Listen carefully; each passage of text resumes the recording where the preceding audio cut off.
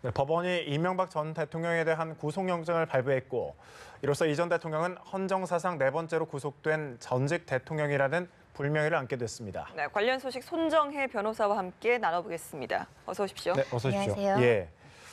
자, 법원이 밝힌 영장 발부 사유부터 먼저 짚어보죠. 일단은 범죄 혐의가 중대한데 범죄의 소명이 있다라고 예. 하셨고요. 아마도 검찰에서 제출한 증거와 여러 가지 의견서를 보고 범죄 사실이 소명된다고 봤고, 두 번째는 피의자 신문은 이루어지지 않았지만 수사 과정에서의 진술 태도나 여러 가지를 고려했을 때 증거인멸 가능성이 있다라고 예. 판단하셨는데요. 네. 증거인멸 가능성이라는 것은 범행 대부분을 이제 부인하기 때문에 그에 대한 어떤 그 범죄를 부인하면 여러 가지 증인이나 여러 가지 증거에 대한 인멸 가능성이 상존한다라고 본 것입니다. 예. 이 전 대통령이 전날 새벽이었죠. 친필로 석장 분량의 입장문을 미리 작성을 했습니다. 구속영장이 발부된 직후에 자신의 페이스북을 통해서 공개를 했는데 내용을 좀 짚어보죠. 네, 그렇습니다. 일단은 뭐 내 탓이다, 나의 잘못이다라는 기본적인 입장을 보이면서 내가 구속됨으로 인해서 나의 측근들이랑 가족들이 조금 고통을 덜 받았으면 좋겠다라는 취지를 적시를 했고요. 네. 그리고 언젠가는 내가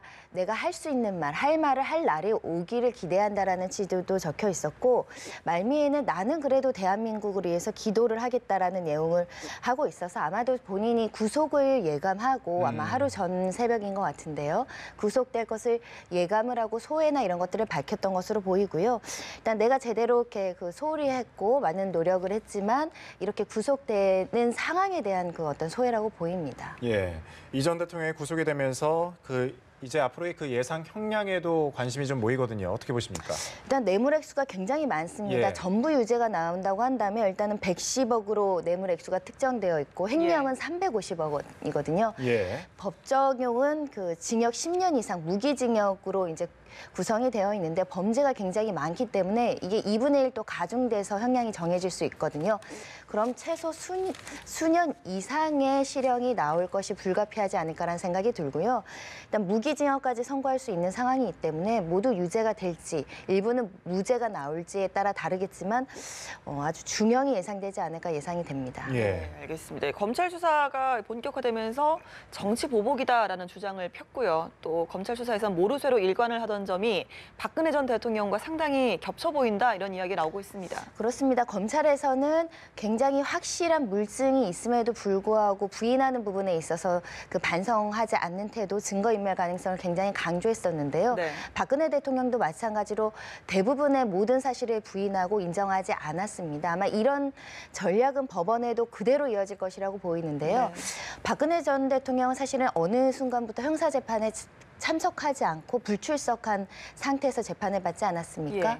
이명박 전 대통령도 같은 취지로 모르겠다라는 일관된 전략을 하면서 이거는 정치 보복이고 어떤 절차의 공정성이 없다라는 취지로 아마 변론하지 않을까 생각이 듭니다. 예. 예.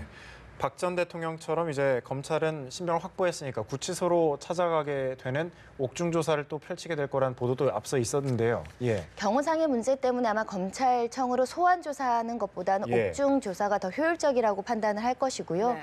박 전 대통령도 예전에 5차례 옥중 조사를 했습니다. 직접 구치소에 찾아가서 조사를 했는데요. 이명박 전 대통령은 사실은 영장실질심사에도 불출석할 정도로 지금 여러 가지 부분에 있어서는 좀 소극적인 태도를 보이시는데 혹시 옥중 조사를 하더라도 진술을 하지 않을 가능성도 있습니다. 진술을 거부할 수 있거든요. 묵비권을 행사할 수도 있는 부분은 남아있을 것이라고 생각이 드는데 검찰에서는 오늘 바로 조사하진 않겠다라고 했습니다. 쉬는 시간이 필요하고 휴식 시간을 갖고 조만간 옥중 조사를 할 계획이라고 말씀하시고 있습니다. 예, 일단 검찰이 추가 수사에 탄력을 받을 것으로 보이는데요. 추가로 수사하면서 혐의가 더 늘어날 가능성은 있습니까? 그렇습니다. 왜냐하면 이번에 구속영장 청구서에는 적시되지 않은 김윤옥 여사랑 관련된 1억을 받았다, 명품백을 받았다 이런 내용은 전부 빠져 있는데요. 네. 지금 20일 정도까지 이제 수사를 할 수 있는데 기소 전에 그 과정 중에 이제 조사를 하면서 추가로 혐의를 확정을 해야 되거든요. 몇 개의 범죄를 범죄 사실로 기재할지 확정이 돼야 되는데 조사 과정에서 훨씬 늘어날 가능성도 있습니다. 예. 검찰이 아직 규명이 덜 된 비리 의혹을 추가 수사하는 동시에 이 100억 원이 넘는 뇌물 혐의의 전액을 추징할 방침을 검토하는 작업에 착수할 것으로 보이는데 일단 이 전 대통령 측은 재정적인 어려움이 있다 이렇게 밝혔습니다. 추징이 가능할까요? 추징 보전 조치를 할 것으로 예상이 되는데요. 차명 재산이라고 하더라도 실질적으로 이 사람의 소유이고 범죄로부터 취득한 재산이라고 한다면 검찰에서 추징 보전 조치를 할 수 있습니다. 예. 아마도 제가 봤을 땐 다스의 그 주식 이런 부분에 있어서 압류 조치나 이런 것들을 하지 않을까 생각이 드는데요. 차명 재산에도 아마 그 보전 조치를 해서 나중에 그 뇌물에 대한 어떤 추징 금액에 대한 보전을 할 것으로 예상이 됩니다. 네, 이 전 대통령이 이제 구속이 되면서 친인척과 또 측근들에 대한 사법 처리도 불가피할 것으로 보이는데요. 일단은 이시영 씨도 그렇고 모두 참고인 조사가 아니라 피의자로 조사를 받았거든요. 예. 피의자라고 조사를 받았다는 것은 기소될 가능성이 있다라는 것이고요. 특히 김윤옥 여사 같은 경우도 아직 조사가 이루어지지 않았지만 조사 여하에 따라서 범죄 혐의가 인정이 되면 기소가 될 것이고요. 이상주 사위도 사실은 어떻게 보면 공범 내지는 뇌물의 전달책이기 때문에 기소가 불가피할 겁니다. 그래서 많은 친인척이 지금 가치 형사 재판을 받을 위기에 처해 있다고 보시면 됩니다. 예. 검찰이 그 11년 전에 이 전 대통령을 둘러싼 다스 관련 의혹에 대해서는 무혐의 처분을 했었는데 11년 전과 다르게 이렇게 정반대의 결론을 도출했습니다. 이럴 수 있었던 이유는 뭐라고 보십니까? 사실은 좀 예. 이례적이고 국민들 입장에서는 검찰의 신뢰도에 좀 여러 가지 의문을 품게 하는 상황이긴 한데요. 일단 측근들이 진술을 바꿨던 부분이 굉장히 결정적이라고 생각이 예. 들고요.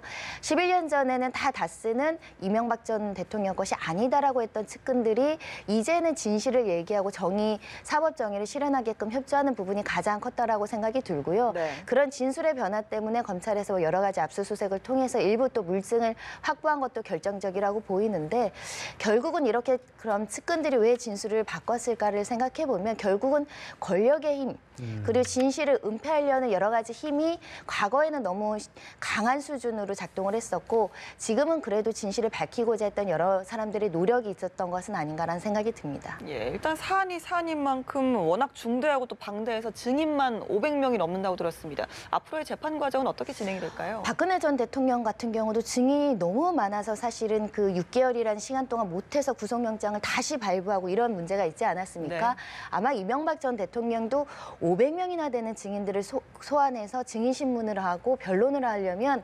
6개월로 마치지 못할 가능성도 있습니다. 아마 예. 변호인들이 좀 전략적으로 모든 진술을 부인하지 않고 일부를 인정하는 그 태도로 보인다고 한다면 그래도 조금 빨리 진행될 수도 있겠지만 아마 이 형사재판은 박근혜 전 대통령보다 훨씬 길고 장기간 재판이 이루어지지 않을까 예상을 해봅니다. 예, 알겠습니다. 손정혜 변호사와 함께 짚어봤습니다. 고맙습니다. 감사합니다.